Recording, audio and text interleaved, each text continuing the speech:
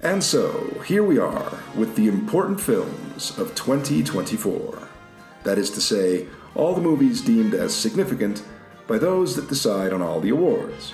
Whether or not they actually are important is in the eye of the beholder, I guess, but in any case, these are the movies. And today, we're looking at Conclave, Edward Berger's highly acclaimed papal thriller starring Ralph Fiennes. There's been a lot of talk and a lot of praise. What do I think of it? Let's take a look. I guess what I was most struck by off the bat with this film was how fast-paced and basically entertaining it turned out to be. I really thought a talky, stuffy movie about electing the new pope would be a boring bummer, but that didn't turn out to be the case. It's a political thriller, really, full of intrigue and mystery. This starts with the pope's death, which evokes John Paul I, and then you have Ralph Fiennes as a liberal English cardinal who takes it upon himself to investigate his fellow nominees, at least the ones most likely to be voted in. One of the candidates is John Lithgow, Canadian moderate, and I guess it goes without saying that the fact it's Lithgow automatically makes that character potentially sinister. There's Stanley Tucci as an American liberal who doesn't really want it but is nonetheless determined to win because he's the only chance at bringing some progressive balance to the church.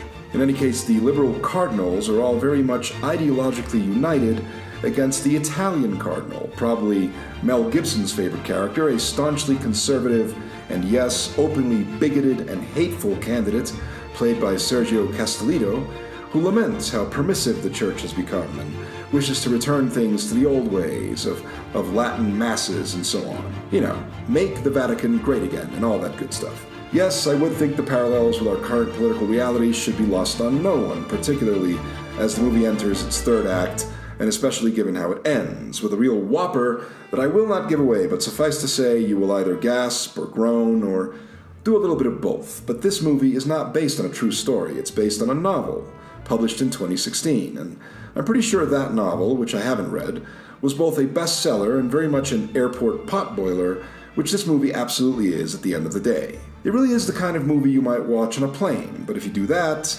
on the tiny screen in front of your face or on your smartphone, you won't be able to really appreciate one of its great assets, which is the rich cinematography by Stéphane Fontaine.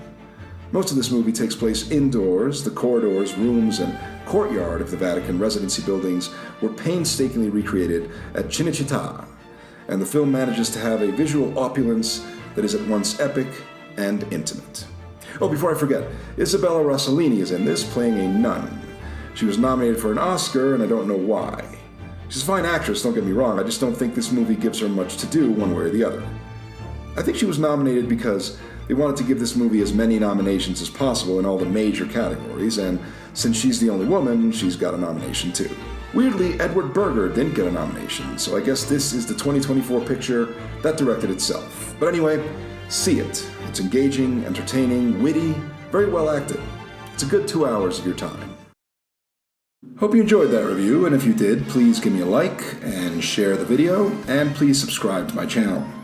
There's already some good stuff there, and there's plenty more on the way. See you soon.